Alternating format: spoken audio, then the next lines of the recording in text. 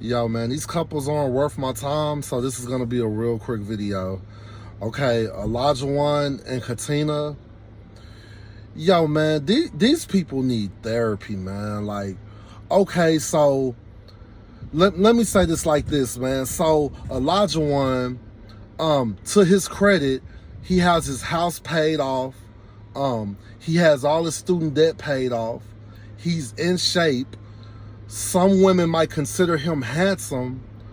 So he talks down to Katina because he have all these credentials, but what Elijah One needs to be asking himself is if you have all this stuff going for you, why can't you get the type of woman that you want? Why can't you get the type of woman that you're looking for, that you feel like you deserve because you have accomplished all this stuff in your life?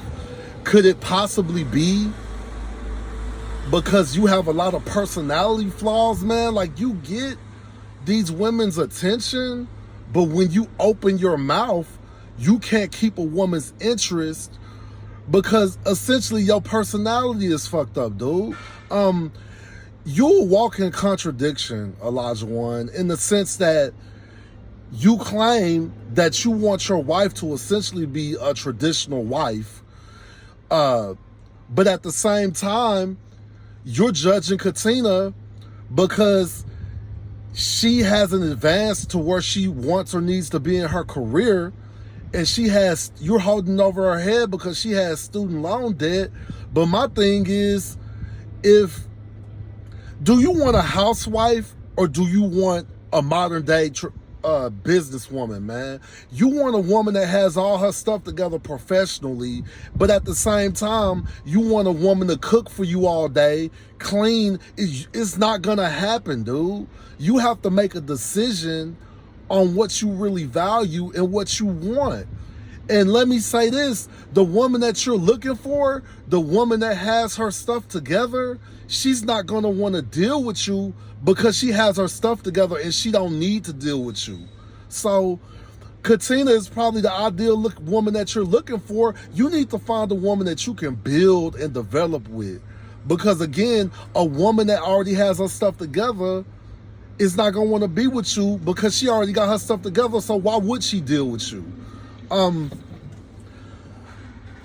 Look, man, even he was saying, this dude said Katina don't need to pick him because she's still in school, so she needs to work on herself and he'll be waiting whenever she gets done. Like, why can't you build with her? It's like you want Katina to make all these sacrifices for your self-interest, but when it comes sacrificing for your wife, when it comes to helping her better herself and build herself, you can't be bothered. She needs to disappear until she's ready to cater to me financially, emotionally, time-wise. This dude is delusional, man.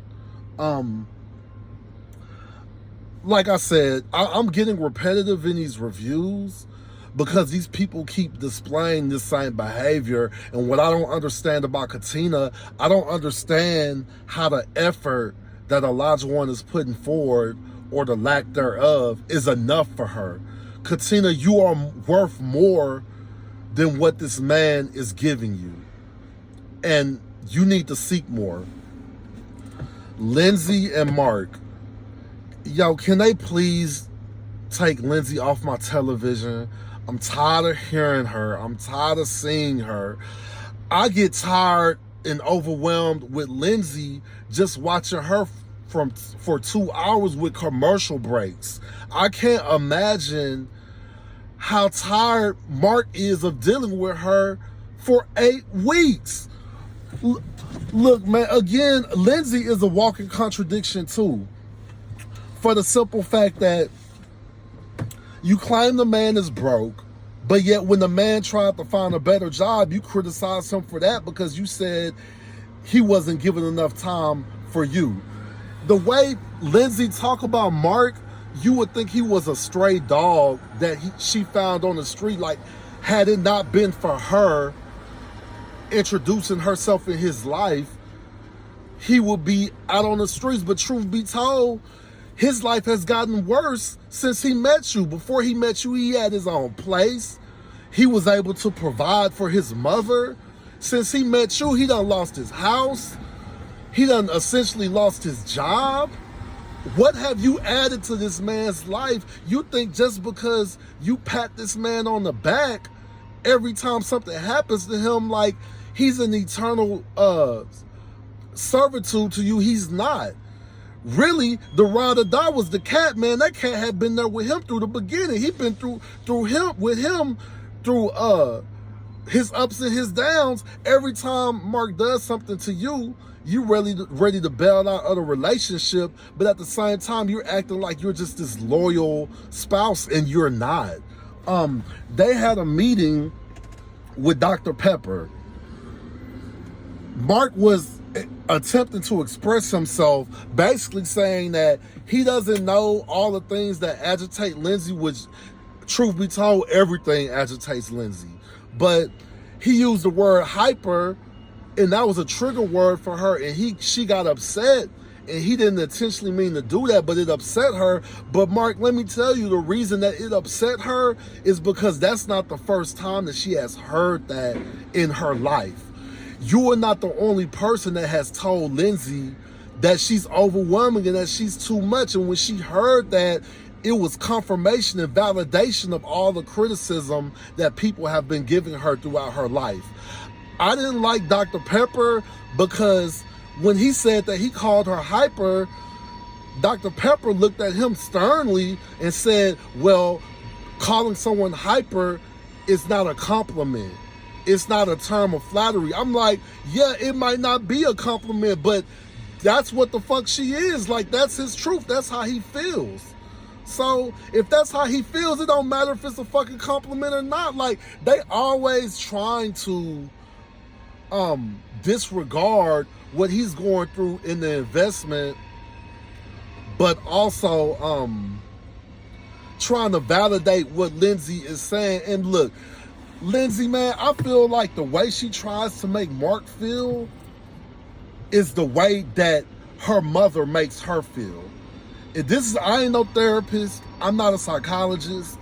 This is a unofficial diagnosis. Like, I just feel like Lindsay has a lot of emotional trauma that she needs to address, and I feel like she is emotionally abusing this man.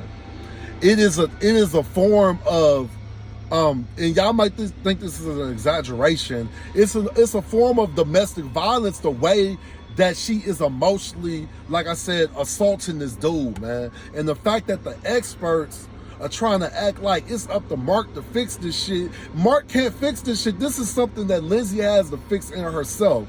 We sitting here crying that Mark don't like all the foods that Lindsay like. Mark is not you, Lindsay.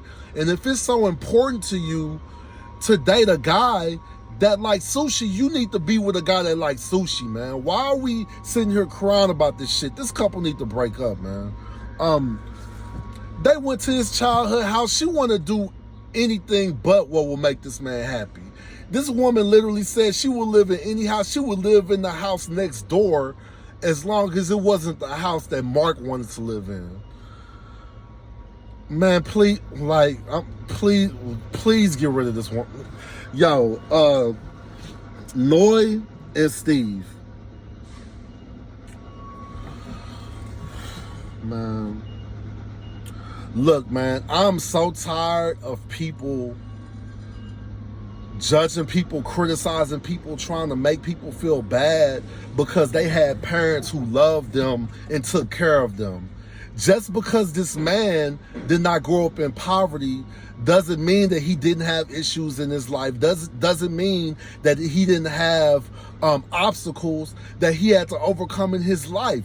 And again, with the criticism, the same thing that Noy is kind of judging Steve for having is the same thing that she wants. The whole reason that she's complaining about Steve not having a job, it's not because she wants to struggle her whole life. It's because she wants a silver spoon. So why are you throwing that in his face that he had the same thing that you are aspiring to have? They went to his house. he had things that were sentimental to him, things from his childhood, and she was criticizing him because he had like a little stuffed bear that he kept that was sentimental to. Man, look, man. Noah is one of the most selfish people that I have seen on reality television, and it's only so many ways that she can tell Steve, I hear what you're saying, but essentially I'm gonna do what I want to do. And if you're gonna do what you want to do, why don't you just stay single? Why do these people want to be married? I don't understand, man. Like, and it's just frustrating to watch. Jasmina and Michael. Turns out Jasmina is not a cyborg. She's actually a human being. She actually can show emotion. She is capable of crying. I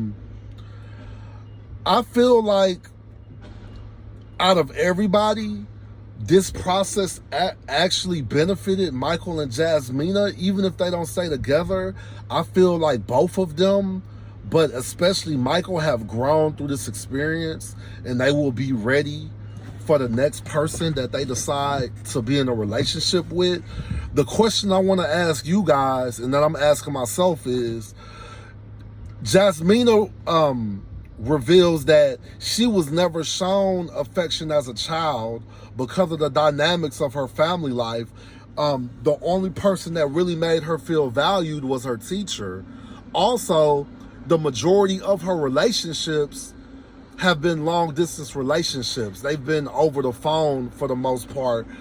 Maybe Jasmina doesn't realize because she thinks it's exclusive to Michael. Now, don't get me wrong. I do think it's something that Michael is lacking to her that is not making her as attracted to him. But what I'm saying is, maybe Jasmina, maybe you're not an affectionate person. Maybe you don't know how to be affectionate because you were never given affection. Maybe the issues that you're having with Michael aren't necessarily exclusive to Michael. Maybe it's an issue that you have to be affectionate and to be vulnerable with other people. Look, man, I just feel like she is undervaluing a lot of the things that Michael is bringing to the table. He's caring. He's very attentive. He's very very intentional with the things that he does. A lot of the qualities that and characteristics that Michael has, an average woman would love those characteristics in a man, and Jasmina sees no value in the things that he's doing. Like I said, they're close, they talk and stuff like that, but girl, we got a week left. If she ain't feeling like giving it up now, they don't need to stay married because she just doesn't have those type of feelings for him. I mean, to me, it's just that simple. I'm not going to spend a lot of time talking about these couples. I low-key didn't even want to do the video, but you know, I started this season and I do care about you guys. I definitely value the few subscribers that I have, that y'all care enough to listen to what I have to say about this show. But this shit is depressing, man. This shit is just really hard to watch and sit through. Seeing these toxic, self-destructive relationships. We'll see how everything ends. I really hope none of these couples stay together, and hopefully they are watching themselves on camera and they can see some of the things and behavior that they are displaying that they might or might not have noticed before, so that they have the potential to change. But anyway, guys, thanks for watching. Hope to talk to you guys soon.